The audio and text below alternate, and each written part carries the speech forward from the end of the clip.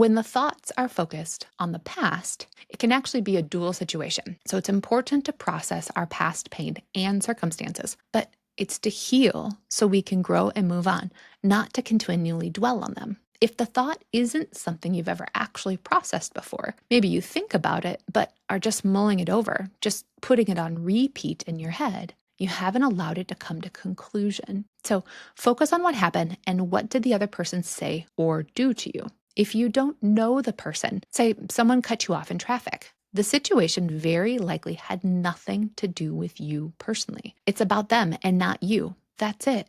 So it's no longer necessary to think about.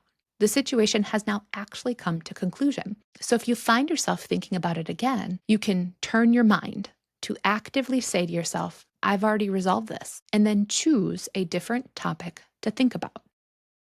I know that may sound simplistic, but simplistic doesn't mean ineffective. It also doesn't always mean easy.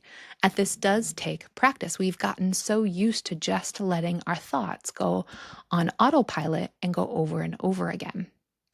If you continually replay a situation from your past and you did know the person, let's say a neighbor or a coworker, then ask yourself, why would they say or do that?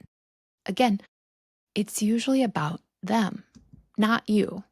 Now, if you realize maybe you were in the wrong, you may need to apologize and make the situation right. And in doing so, that also actually causes a situation to come to conclusion. Now, this process is obviously more complex the closer you are to the person, but the process is essentially the same.